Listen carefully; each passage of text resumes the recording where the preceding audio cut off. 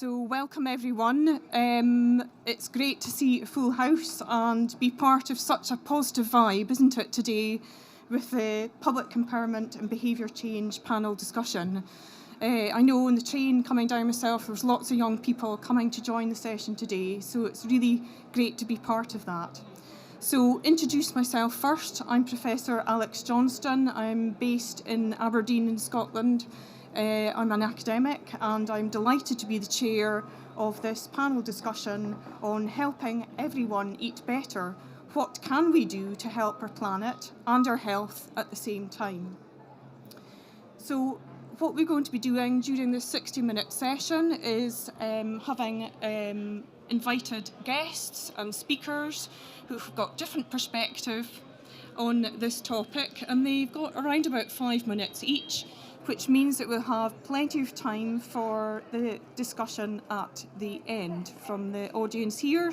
I know that we've got guests joining us online, so welcome to them too. So we'll take the questions at the end. So our speakers today, we have George Eustace, who's the Secretary of State from DEFRA. We have Mark Given, the Chief Marketing Officer at Sainsbury's. We have Liz Costa, the Marketing Director at UK Behavioural Insights Team. Anna Taylor, who's the Executive Officer at Food Foundation, and Dean Holroyd, the Group Technical and Sustainability Director at APP Food Group. So, George, we're delighted to have you here today. I wonder if you could start off the session for us by explaining more about what the British Government is doing to really set the agenda about healthy and sustainable diets in relation to climate change, which is what we're all here to hear about at COP. Thank you very much. It's on? Okay, good. Everyone can hear me. Thank you very much, Alex, for that introduction. And I think there's a number of points that I'd make. First of all, I think that in the last 20 years in particular, there's been a real increase in interest from consumers about food provenance. It started with people being much more conscious about food miles, but that's broadened out into other issues. People want to know how their food was produced, growing interest in issues like animal welfare and also environmental issues as well. So I think that there's been a gradual consumer trend towards more interest in food provenance, more interested in buying food locally, much more interest in how food was produced and some of the environmental and animal welfare impacts of food being produced. And so we're pushing against an open door, really, on these changes. Now, that's not to say that there aren't still challenges. And so we've recently had the review by Henry Dimbleby that's looked at a food strategy on a whole range of issues, from our trade policy, how we should approach issues of sustainability and animal welfare in that context, how we try to change the incentives in the food system so that we can deal with some of the great challenges we've got, particularly in the UK, but elsewhere in the world, on issues like obesity. And I think his report brings out quite powerfully that highly processed foods give people a lot of calories, but don't always give them the feeling that they are full.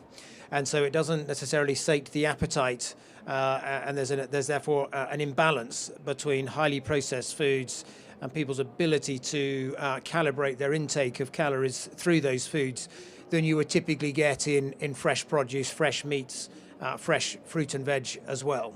The final thing that I just want to touch on is the complex debate around the role of the livestock sector. Now, there are two schools of thought here, and I understand both of them, but I err towards the latter. One is that livestock produce methane, therefore you should reduce livestock production as far as possible in order to reduce the emissions of greenhouse gases. But the other argument is, if you trace back, particularly in the UK, the origins of the environmental problems that we've seen in the farmed landscape, it pretty much starts with the ploughing up campaigns that came about in the Second World War, as all sorts of permanent pasture and a rather extensive farming system was converted into intensive arable agriculture. And actually, well-managed livestock can mean that you've got an increase in permanent pasture, which is good for your biodiversity And if you manage that pasture well, there's the cycle of life that takes place there, and you can reduce your reliance on mineral fertilizers and have more natural farmyard manures that can be used for your fertilizer input. And actually the soil, managed well, can become a really significant carbon store. So we're increasingly looking at systems such as agroforestry and silvopasture systems as being part of the answer, not part of the problem. And it's a complex debate. There are different views. I'm sure there'll be an alternative view somewhere on this panel, but that's probably enough for me, just by way of setting the scene. Thank you, George. Yes, there's some really relevant points that you raised there. Thank you. And I'll probably come back and touch on that food systems report that you mentioned in due course. So, and Mark, as co-hosts of this event, and obviously as a large retailer here in the UK, what I'd like to ask you is why do you believe that food and diets, indeed, are such an important part of the climate change agenda? Thank you, Alex. Hello, everyone. Thank you for coming. And look, we're delighted as Sainsbury's to be co-hosting this event today as well. We think it's a really important debate. I'm looking forward to a really good discussion on how we can help people eat healthier, more sustainable diet. It's a really crucial debate. George referred to the National Food Strategy. If you read that, you can only conclude that to a certain extent our relationship with food is broken. Increasingly, what we put on our plate contributes to environmental degradation and actually rises obesity, which George touched on as well. But I am an optimist, and actually the food choices you make that are better for you are also better for the planet. If you can move the nation to the NHS Eat Well guide, that reduces carbon by about a third, water by 17%, and use a lot less, significantly less land. So that, I think, is where the focus been. And looking forward to hearing from the experts and having a good debate as to what we can do together. So that would be my starting point. Okay, great. Thanks, Mark. So I'd like to move on now to invite Liz Costa to give some commentary. And now, recently, you released a report that featured a set of recommendations specifically on behaviour change. Liz, can you tell us a bit more about the ones that are related to food, diet and health? Yeah, absolutely. Thanks, Alex. And it's a real pleasure to be here.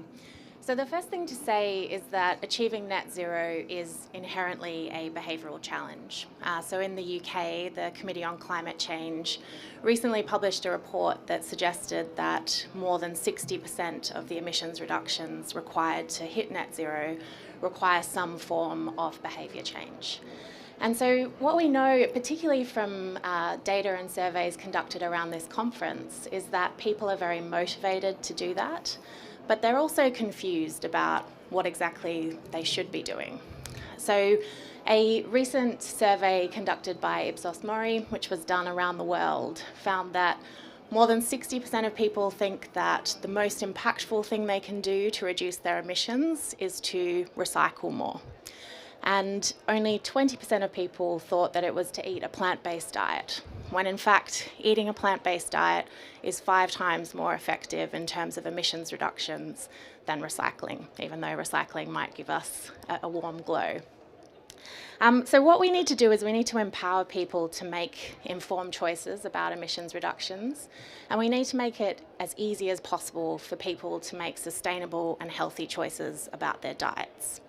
And really, behavioural science has 2 things to say about this. Well, there's really 2 classes of intervention.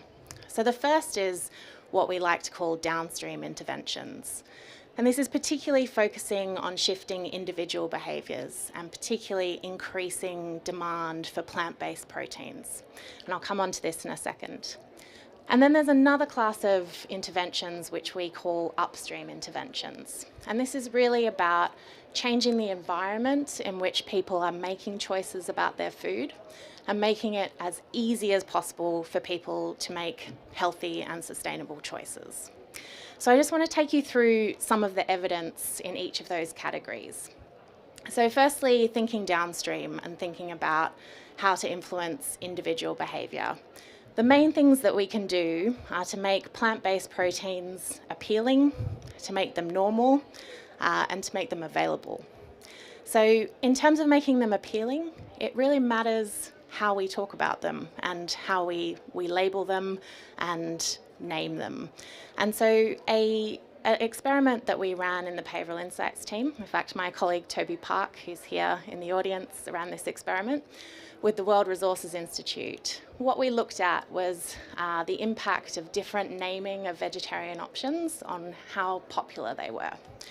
And what we found was that naming things according to texture and taste and provenance meant that people were much more likely to choose those options. So for example, calling something a field-grown mushroom burger rather than a meat-free burger more than doubled the number of people ordering that. And we're very confident in that data because that was replicated in Sainsbury's cafes around the country, and we found similar effects. So the next thing we can do is to make eating plant-based proteins normal. So we're very influenced by what people around us are doing, by social norms, and that can be particularly effective when those norms are very prevalent. So telling somebody that 9 out of 10 people pay their tax on time encourages that last 10% to pay. But what we find with plant-based diets is that the baseline for those norms is relatively low. But what we can do is indicate how those norms are changing and how dynamic they are. So research conducted by the BBC shows that around 20% of people who are under 16 are either vegan or want to be vegan. So there's a lot we can do in communicating that actually those norms are shifting very quickly and plant-based diets are becoming a much more normal part of our society. And the final thing we can do is to make things simply more available. So a study run in Cambridge in a canteen at the university found that increasing vegetarian options from 1 in 4 to 2 in 4 actually increased the number of vegetarian orders by more than 70%. And that's in a university canteen. Imagine if we scaled that up. Imagine if we did that for the £2 billion that the UK government spends on procuring food. We could have an enormous impact. There's obviously a lot supermarkets can do here as well, and particularly in the layout of supermarkets, in the availability of vegetarian and vegan choices, and also in the structure and layout and design of online grocery apps as well. So there's a lot that can be done. All of these have a very strong evidence base. I would put forward, though, that it's probably not enough. So all of these types of interventions, we're really asking individuals to change their behaviour and to change it in an environment where eating a plant-based diet is still not the normal or easy thing to do. And so what we're really asking them to do is to swim harder against a tide that's going against them. And the second set of interventions I want to put forward are really about changing the flow of that river and making it much, much easier to make choices that are healthy and sustainable, really without significant effort on the part of the individual. And I'll put forward just 2 ideas here. So the first is around disclosure and transparency. So there's a lot that's been done on nutrition labelling in the food sector, and I think that could be very helpfully extended to thinking about eco-labels for products. But even with that, it's very difficult as an individual consumer to know where you should be shopping, which supermarkets are really innovating to make it easy to make these healthy and sustainable choices, which are working with innovative producers. And it would be, I think, fantastic if we built on the mandatory disclosure requirements that have just been announced to think about how we could actually give consumers a league table of retailers so that they can make a choice about where to shop and by doing so be able to put together a low carbon and a healthy basket without a huge amount of comparison and effort on their part. And the final point is around price incentives. And this is probably the most controversial point of the panel, and I hope will lead to some good debate and discussion. I started my career in the Australian Treasury designing carbon pricing schemes. Those schemes are sadly defunct now, but I'm still a believer in the economics of price signals. And I think, what we've seen in the UK, particularly with the rollout of the sugar levy, was that it's possible to have a smart design of taxes and levies so that they shift behaviour, and particularly so they shift behaviour of producers. And what we saw with the sugar levy was that actually drinks manufacturers reformulated their products and took around 30% of the sugar out of the drinks that we were consuming in the UK. And those manufacturers therefore were not bearing, the burden of that levy, neither were consumers. And consumers were able to continue drinking their iron brew and other things, but taking significant amounts of sugar out of their diet. Now, meat production is significantly more complicated than drinks manufacturing. I'm certainly not arguing that. But I do think it's time for us to have a serious conversation about what an equivalent levy could look like, particularly whether that is focused on carbon or methane emissions or a bundle of environmental measures. But we should design something that has the objective of driving innovation and sustainable practices on behalf of farmers, as we'll hear about shortly, and really something that makes it easier for consumers to consume low carbon and low methane options, again, with minimal effort. So to recap, putting those things together, you have downstream behavioural interventions, which target individuals, and we're probably there going to make progress with people who are already motivated and engaged, and that is very much worth doing. But if we really want to make a significant impact and a significant change, we should also be looking to upstream interventions, trying to change that choice environment, make it as easy as possible. Thank you. Okay. Thank you, Liz. That was really insightful and some positive messages there going right from farm to fork. So I'd like to invite Anna Taylor to give us some views now. Anna, and with your work through the Food Foundation, you're really at the coalface of customer engagement. So thinking about healthy and sustainable diets, what could be the top 3 approaches that you've seen that could be the most effective in helping to help shift customer behaviours towards this? Thanks very much, Alex, and thanks so much to Sainsbury's for the invitation to be here. I think I wanted to just start by saying that the dietary shift that's actually needed to align our diets with significant reductions in diet-related disease, and also to align them with the net zero plan, are quite substantial. I mean, the National Food Strategy that George referred to set out a set of 10-year diet shift goals, which were in the order of magnitude of a 30% reduction in meat, a 25% reduction in high-fat, sugar and salt foods, so the foods we might call junk foods, significant increases in fruit and vegetables and fibre.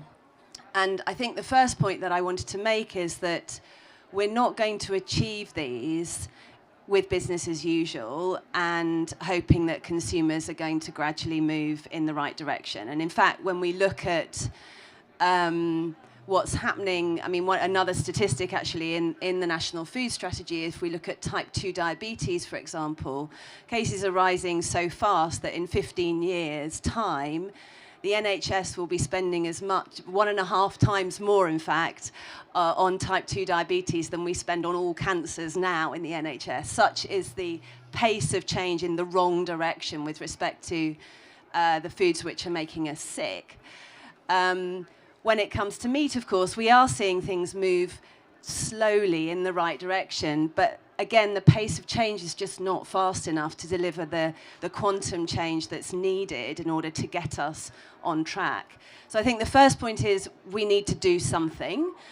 I think the second point is it's not going to happen through education alone. And I think we've got a very strong narrative in the UK and in many countries, in fact, that as long as we give consumers the knowledge that they need to make the right choices, that's then their business.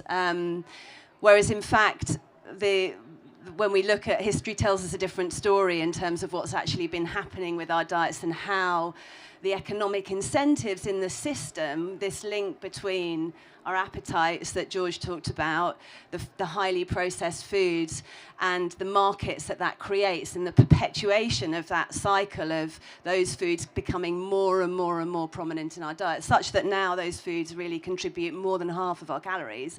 I mean, they've really taken over kind of multiple categories. We've got to a situation where those economic incentives can't be broken out of by consumers, and they can't be broken out of by businesses. We need actually to find ways to help both get back on track to try and achieve some of these dietary shifts.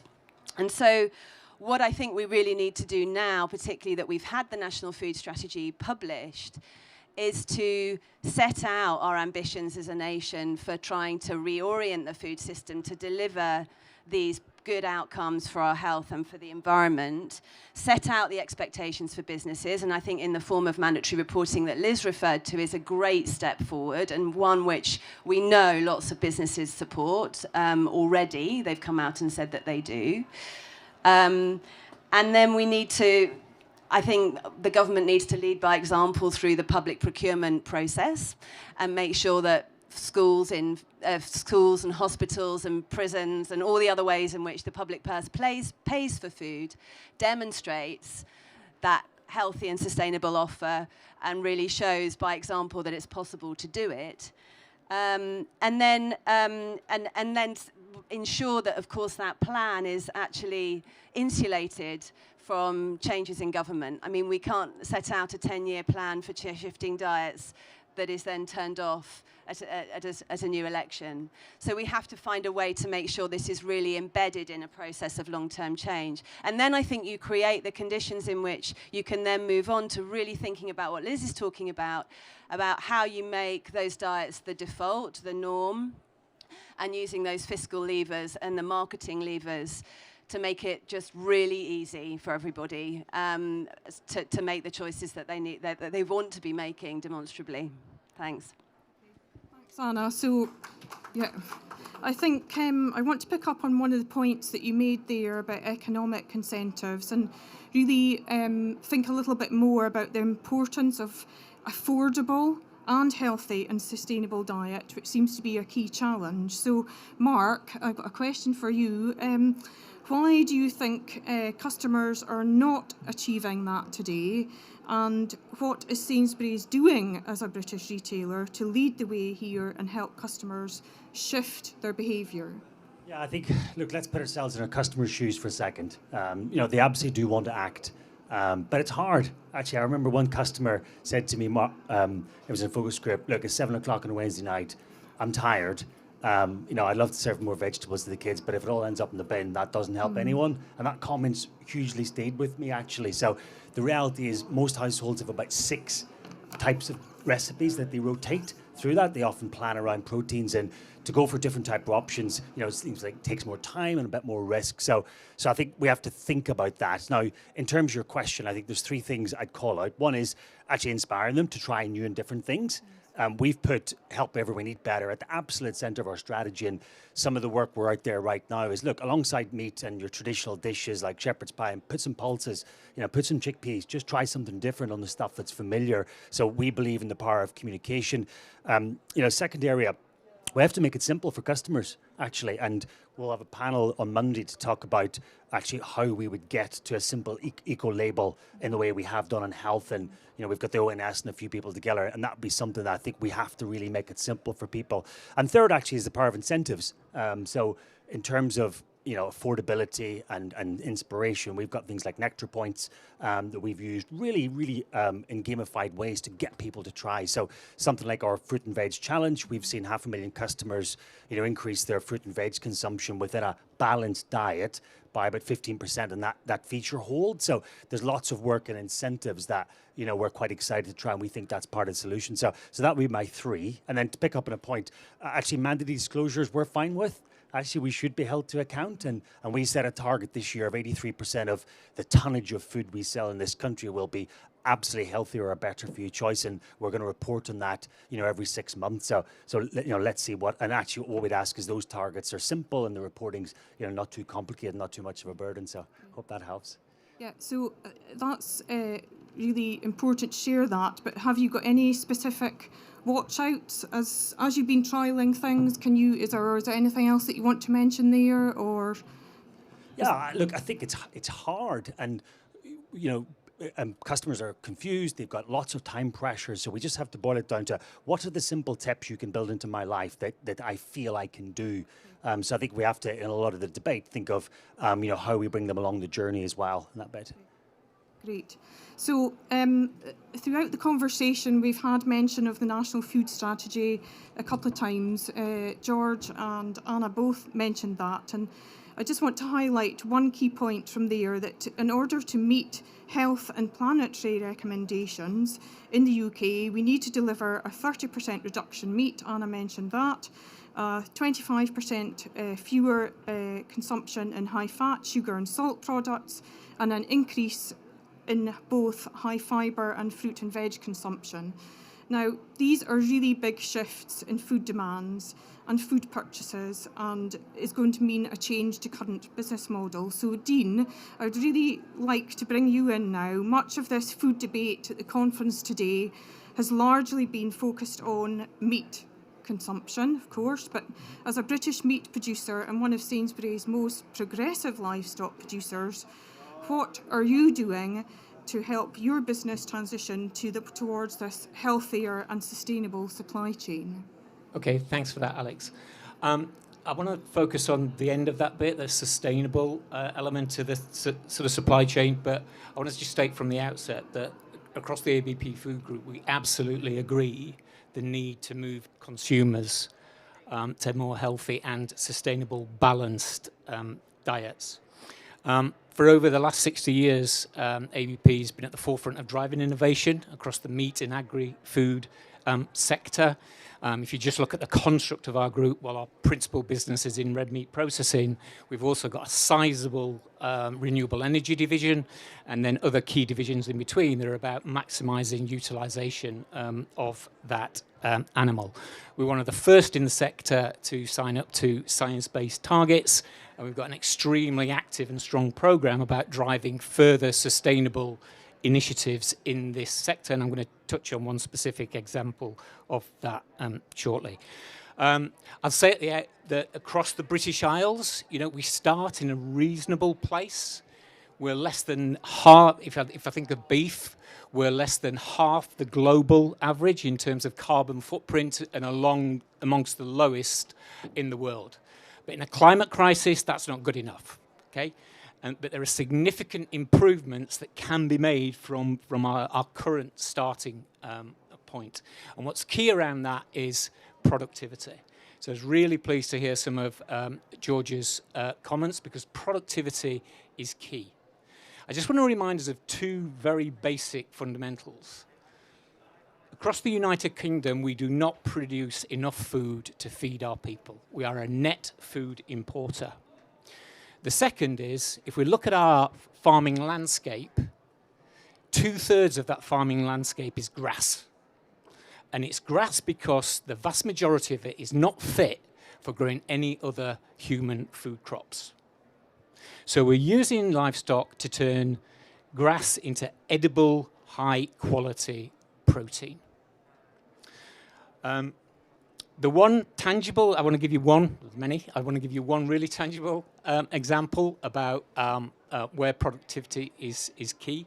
So in conjunction with Sainsbury's, we're working across supply chains, bringing big data and latest technology to deliver a beef supply chain that, and animals within that eat less feed, and this is extensive, this is grass-based, that eat less feed, are far more efficient at converting that grass to protein, therefore grow quicker and reach target weight at a slightly earlier age. And when we look at the footprint of those animals, they generate about 40% less methane than the current UK average. And that's before we apply further innovation around feed additives, around novel grazing techniques, and even wearable technology. So productivity is vital. We can produce the same, offer lower land mass, and free up land for further sequestration or other renaturing purposes. On the healthier side of that equation, meat is an essential, eaten in responsible qualities is a key component of a healthy, balanced diet. Okay? Beef alone has 72 permissible health claims around that product.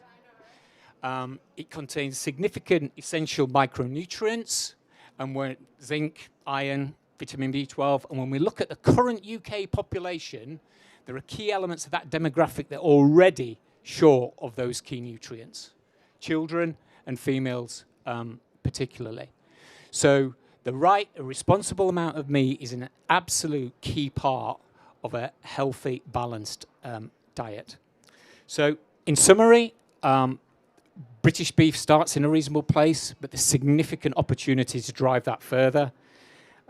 We're already seeing that. We're already demonstrating how that can be done. Meat is an essential part of a balanced, healthy diet, and the meat and agri livestock sector is absolutely up for this and recognises that we are part of that climate and healthy eating solution. Okay, thank you, Dean.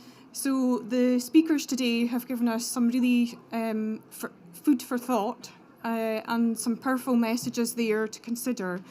So we're on time, which is great, which means that we've got time for the audience to ask questions for all our speakers. There's a roving mic, so I would invite the audience to be brave and stick up your hands. I can see we've got couple of questions. I'm going to take the chair's prerogative to set the scene, and I feel that because today is about young people and empowerment, I would like to ask the panel, and I'll ask George first, what are some of the behaviour change evidence or initiatives that we can reflect on that are supporting young people to transition towards a behaviour more sustainable and healthy diet? Well, look, I think that the awareness of climate change has risen dramatically over the last decade. And it means that many people, including, of course, many young people as well, actively engaged in this, actively thinking about their own lifestyles, what they could change, what they could do differently.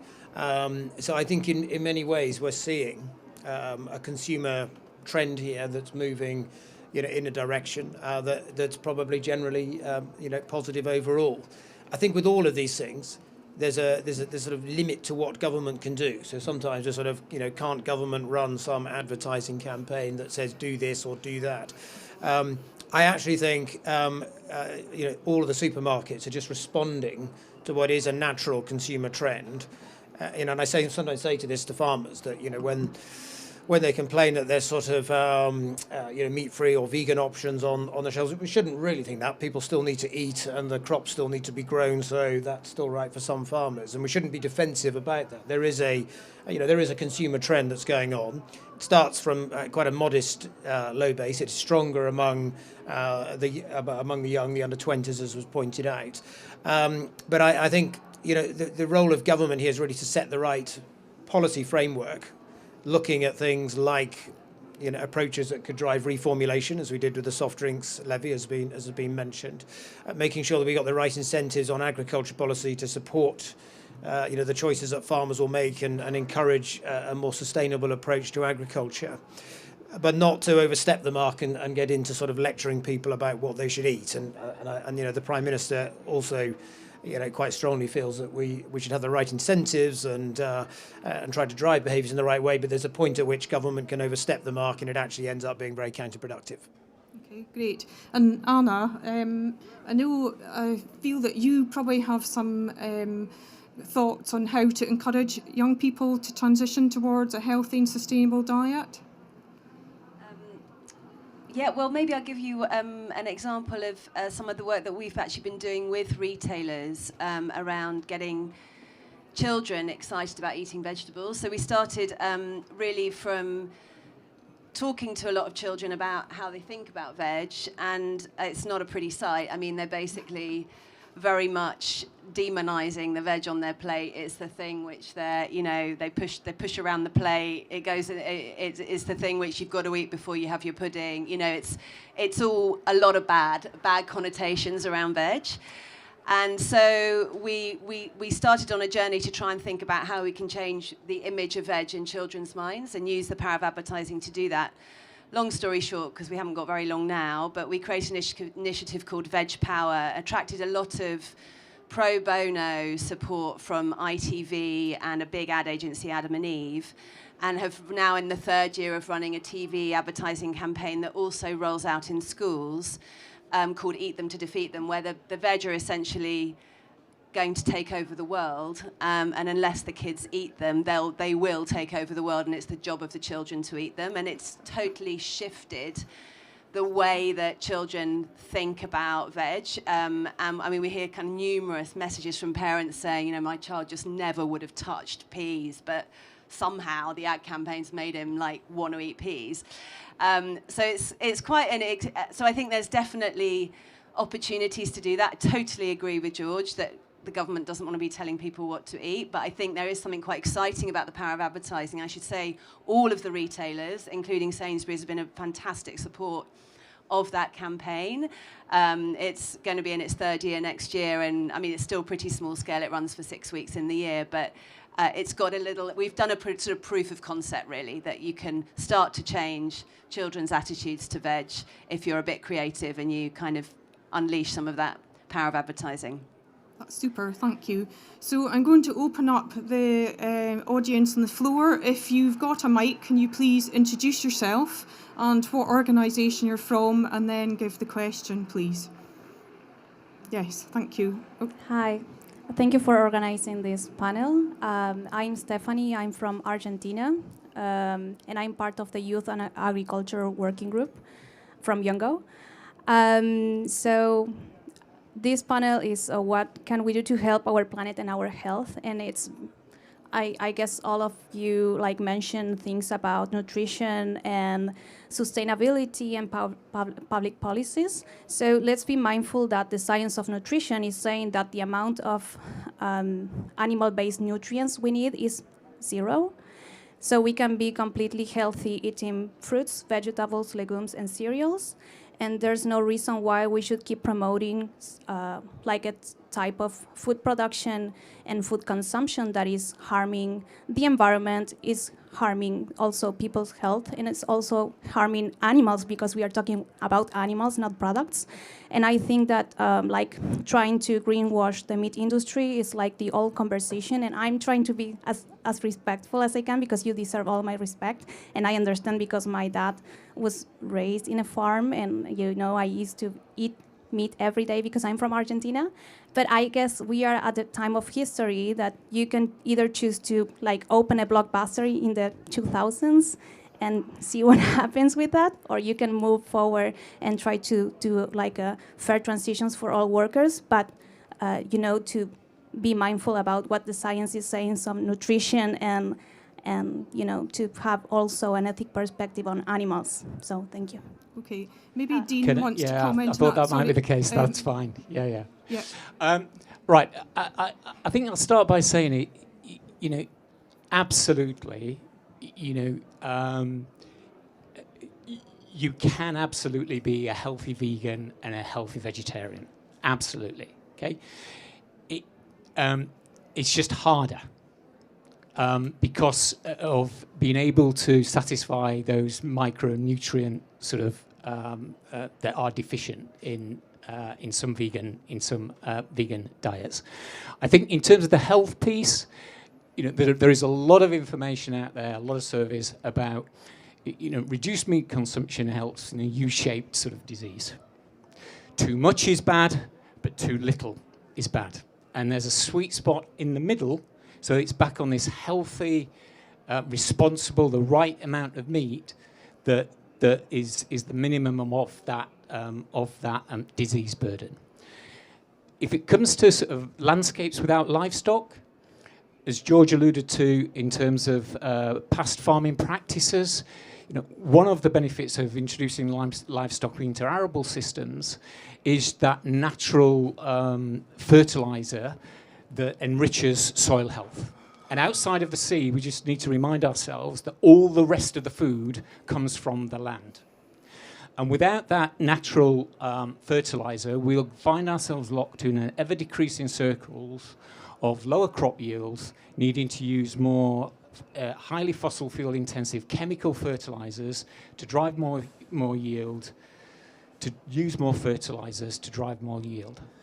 So ruminants have a key vital role in enriching soil health, enriching soil biodiversity, to enable further and better crop and yield production. Just to build on that, look, thank you for your views. It's really important we have a good debate, and we want to have that challenging debate. So I appreciate your views. I think the bit I'd add is, change is happening, and as George said, it's customer led. So if you look at, you go into our stores, there's probably over 1,000 plant-based alternatives, and that is growing very rapidly. We're seeing lots of innovation. We're seeing lots of equity and value move into that. We're moving that right into the meat aisle. So that is the direction of travel, and actually moving people, from where they are to where they do is going to be a journey. But I think it's happening. I think it's real, and I think the point is a balanced nutritional diet is where we get to, and as well as meat, it's more pulses, more grains. There's a wider diet we have to go through. But look, thanks for your views. Okay, thank you. Yes, I think we've got another question. Somebody's got a mic here. Yes, thank you for waiting. Hi there. Yep, and just introduce yourself and where you're from. Yeah, I'm Sean from the Humane Society International. My question is that in light of the climate crisis and reports saying that without addressing animal agriculture, we will not keep the temperature below 1.5 degrees, why are we not setting ambitious targets or even focusing on animal agriculture as one of the leading drivers of climate change? We're looking at, say, for example, a couple of days ago we had the methane pledge, and it's largely looking at energy, despite animal agriculture being the largest driver of methane. So why is there such a reluctance to set any targets on that? And similarly, with the National Food Strategy, where it's calling for a 30% reduction in meat, I then don't believe that it's a personal choice, because again we're talking about health and environment, and it's calling for a 30% reduction. And we spoke about the sugar tax earlier and about levies on that to address obesity and poor health, and the government did something about that. So why are we not doing something about this when it's been in a study that's been commissioned by the government? So George, I think that's one for you. Yes, the answer is that we are addressing these things. So certainly in the UK, we've got, as you'll know, a commitment to net zero by the middle of the century, and a number of important staging posts along the way. So carbon budgets 5 and 6, which are coming up, and of course our own NDC pledge as well for 2030. Now, to get to net zero, the bit that's going to do a lot of heavy lifting in the final decade is all of the tree planting ambitions that we're going to do now. So that the trouble with tree planting, the problem with trees, marvellous though they are, is that they take a long time to grow. So we've got to be planting them now over the next few years for the remainder of this decade for them to come into their own and do the final push on the sort of land use change for 2050. But every department in the UK has got challenges, and its share, if you like, of the budget that we hold internally, that we work towards. And certainly what we recognise is that to get to carbon budgets 5 and 6, we need to be doing something on methane, and we need to be doing something on nitrous oxides. And this is always misunderstood in that people use carbon as a sort of shorthand when what they really mean is greenhouse gases. And it's important to recognise that in agriculture, the two big greenhouse gases are first nitrous oxides, which is linked particularly to the manufacture of mineral fertilisers, and secondly, methane, which is linked to livestock. And even then, methane's often misunderstood in that it is, on one hand, one of the most potent greenhouse gases, which is why it does get quite a lot of attention. But on the other hand, it only lasts in the atmosphere for 9 years. And sort of most of it's gone after 9 years. By 15 years, it's all gone. And so methane is a potent but very short-lived greenhouse gas. And if we're worried about climate change, we actually should be worried about the total stock of greenhouse gases that are in the atmosphere. That's why carbon dioxide is by far the greatest concern, because that can linger for about 200 years. Nitrous oxides and others like that come next, because nitrous oxides will stay in the atmosphere for about 100 years. And methane, while it's potent, dissipates quite quickly. So it links to a point that Dean was making earlier, that actually if you want a coherent strategy to reduce your climate change, you would actually focus on getting your nitrous oxides down. And that means trying to reduce your mineral fertilizers. And then that probably means that you need more organic fertilizers. And that actually, in fact, militates more in favor of a more extensive pasture-based livestock system where you can capture some of those organic farmyard manures to use in arable sectors. So a return to something a bit closer to a mixed farming system. The final thing is, and Dean had mentioned this, the potential for feed additives. There are a number of products now coming forward to the market. There's one called behaviour that we are looking at very closely in the UK. And if you could perfect that, you wouldn't have to worry quite so much about the diet of humans, because if you could get the feed additive right, we reckon you might be able to reduce methane emissions by perhaps around 30%. And if you could mandate those sorts of additives, having perfected the technology, that's a big step forward. So, sorry, it's quite a long answer, but I hope by giving that long answer, I've indicated to you that we are giving a lot of thinking to carbon budgets 5 and 6, and the role of, in particular, methane and nitrous oxides in getting there. Can I just add one point specifically on that methane point and the target to sort of reduce methane? Reducing methane in the atmosphere is extremely beneficial, and as ever, there's been a number of COP pledges. The devil will be in the detail, but in terms of that methane reduction, I actually think that's a very positive move, because it helps us move the debate back onto that productivity about producing the same with less and generating more efficient animals that produce less methane, and takes the debate away from, let's just take a blunt instrument, to cull livestock. Okay. So, and then, sorry, just to build on that, because you're absolutely right, we're at a climate conference, and we as a retailer have got a 1.5 commitment on scope 1 and 2, and a very aggressive commitment on scope 3 that we'll report on every 6 months. So, as well as Dean and every other supplier, we will expect them, if they want to work with Sainsbury's, to have a scope 3 carbon reduction plan as part of that, alongside a balanced set of targets on health, nutrition, plastic reduction, actually food waste, which we've not touched upon as well. So Liz and Anna, do you want to add in? Maybe Liz has got some thoughts.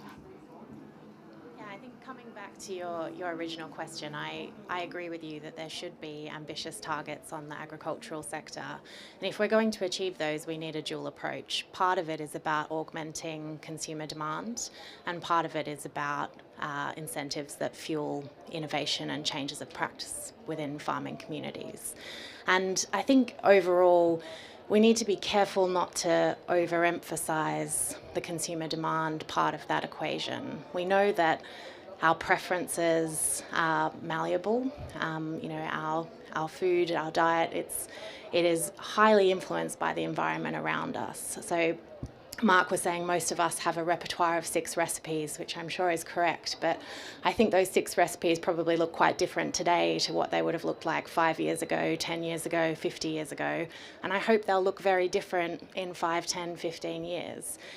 So we do need to look at demand, but we can't use that as a scapegoat, because we can shape these markets. We have a role to shape what people are demanding, and we have levers there, and we should use them. Anna. Is that working? Yeah. I think you've made a really, really important point. In fact, we had young people earlier in an event talking to the leadership of the UN Food Systems Summit, sort of saying, why isn't there more food at COP happening now? And I think it is a gap. And hopefully the COP process will start to pay greater attention to food and agriculture. But I think we also can't get away from the fact that meat it's a difficult thing to talk about. It's a difficult thing for governments to talk about. It's subject to kind of culture war stuff, right? And the public, when you talk to them carefully about about meat reduction. They feel very differently about meat in comparison to sugar and things that they know are bad for them. It's a very different type of conversation that you have with citizens, and I think, it's a tough job to try and, move the levers in the right way to not create a kind of, I think, the 30% reduction in meat is absolutely where we need to be pointing everything towards, but how you do it is quite hard with meat, and I think we just have to kind of pay attention to the fact that these are quite tough areas to engage with from a government perspective and from a business perspective, to take consumers with us, and it's different from the sort of junk food stuff in that sense, in terms of how the public in Britain at least think about it. So we've got to do it, but I think the reason that it's not really talked about that much is because it's pretty hard as well. Yeah. Okay, thank you. That's some excellent discussion there. We've got less than 10 minutes left, so I would suggest we keep the questions short. So we've got someone here. Hello. Yeah. Hello, sorry. Hi. Olivia Rudgard from The Telegraph. I'm the environment correspondent. I have two questions, but they're very short, I promise. Okay. One is for Mark at Sainsbury's. I'm curious about whether you see the proportion of protein you have on the shelves, whether more of that is going to be plant-based, and if you have an idea as to when you might reach a sort of 50-50 level, because I know that's something that some of the NGOs would be wanting you to do, whether that's part of your policy. And then my second question is picking up on the price signals point, which has been obviously discussed quite a lot. To the Secretary of State, you made some comments in our newspaper about this, which created some controversy from farmers, and it's always going to be a controversial topic, as you say. It is a culture war topic. So, I mean, do you ever see a world in which that can be overcome, and is there a way in which you can kind of get people on side, and something like a carbon tax could be politically feasible, and how do we do that? Yeah, no, thank you. So I think, we've been huge innovators on plant-based products over the last, 4 or 5 years. So I can't see, actually. You go one way. Huge innovators. We've got over 1,000 products, and we're listing more. And we were one of the first retailers to actually put the plant-based products within the meat aisle, to go through that one. So I think you are actually seeing the shift. If you look at over the last 3 or 4 years, particularly the percentage of sales from proteins, and particularly beef, is moving quite dramatically into that plant-based solution. And, on all the years I've learned marketing in the UK, the one thing actually people don't respond to well is telling them what not to do. So our focus has been actually inspire them behind amazing plant-based healthy food, show them the positive side of that, as well as the wide range that we had. And to your question, we're a very, very long way from 50%. And actually we would rather broaden that debate in terms of the Eat Well guide, which we all learned in home economics. Actually, it's got a balanced diet. We need more starch, carbon starch. We need much more fruit and veg. You look at dairy composition, so I think it's a wider debate in that area. And look, you've got to be really careful of trade-offs in this space. Actually, we do worry about some of the salt and fat content of some of the alternatives that are out there, and that's something with our suppliers we're working with very carefully to balance it. And you have to look at where some of the plant-based solutions come from around the world in terms of what that footprint is. I hope that answers your question. Okay, George, yes. Yes, I mean, what I said is, as you say, in your paper with one of your colleagues was caricatured as a meat tax. I wasn't actually suggesting a meat tax, and the government's always been clear that we definitely wouldn't do a meat tax per se, partly for all the reasons I've suggested, that there's a consumer trend here, but we don't think a meat tax works, partly because you've got some meat that's sustainable and some that's not, and actually feedlot meat that's fed on soya that's imported has got a higher carbon impact than pasture-based meat, which actually is far less problematic. But what I had been to the context of it, as you'll know, was very much in the realms of a carbon border tax, and that is thinking ahead.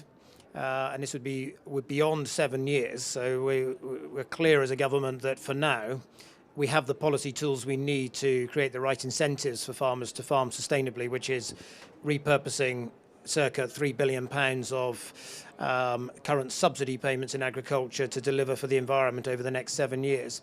That we don't need to do anything in that regard. But beyond that, if you were to get into the realms of emissions trading schemes and similar types of carbon tax, you'd then you'd have to simultaneously have a carbon border tax to deal with countries that weren't pulling their weight. Otherwise, you would just undermine your own sustainable industry and export pollution to other countries, whether that's Australia or Brazil or whatever. So it'd be very important that if you were to have that sort of system, that you had also a carbon border tax, and that was the context. But we've ruled out a sort of a blunt meat tax per se. The only bit I'd add is, actually, we talked a bit about the National Food Strategy, and there's lots of really great stuff in there that I know the government will respond to. Actually, there's £1 billion of innovation. There's proposed tax breaks for behaviour inside trials, and actually there's discussion on a UK as a world centre for alternative protein development and how we could be a pioneer at a global level. So we sometimes focus on some of those elements, but actually there's lots of good stuff that I'm sure the government will respond to as well. So one last question from the back, and then we'll need to wrap up. Thanks. Oh, can you hear me? Yes, that's better. Karen Fisher from RAP. Hello, thanks very much for the session today. Just wondering, do you feel that we have enough information to empower choices based on how our food is produced, as well as not just kind of specific food types? Because we've heard quite a lot that there are good and bad examples of individual against each individual food type, but really, do we know enough about how our food is produced? And if we did, could that really incentivise the right production practices and those production practices that are beneficial? Liz, would you be able to give an answer to that? How do you encourage consumers? Maybe we can ask the audience, how many of you feel like you have a good sense of how your food's produced, by a show of hands? Okay, well, that is encouraging. There's some people. So as Mark said, there's a session later in the week on eco-labelling. I think you can get a long way in having labels that have salient, easily digestible information.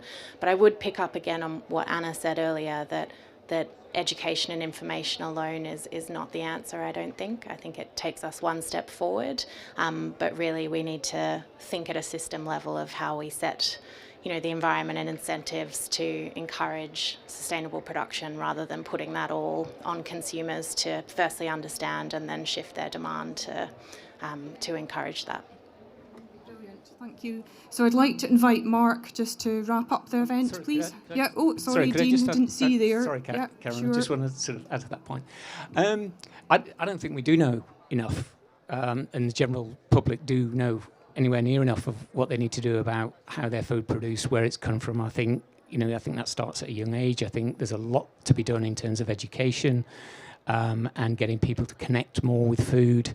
I think the show of hands here maybe reflects, I don't know, but maybe that reflects it's the nature of the topic. So it particularly attracts people that are knowledgeable in this sector. I think there's a huge job to be done in terms of particularly early years of educating people about different food systems, benefits, diets, etc., etc. Yeah, and I think just to build that last point, we source from 70 countries around the world, and actually with a mobile phone in your pocket or a simple drone, actually we can hear from the producers directly. So actually we launched Sainsbury's Farm Gateway, which you can go and have a look, and it's a vehicle to actually hear the stories and make the food directly from the source.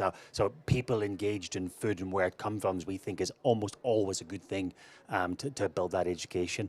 But I think we're told to wrap up. So look, thank you very much to the panelists for a debate. Thank you to George for the attendance and everyone as well. And thank you to you all. Really enjoyed the discussion and debate. And look, the point is to have debate, to share ideas. And I'm certainly around. So if anybody wants to pick up with the panelists afterwards, you're very welcome. Thank you very much.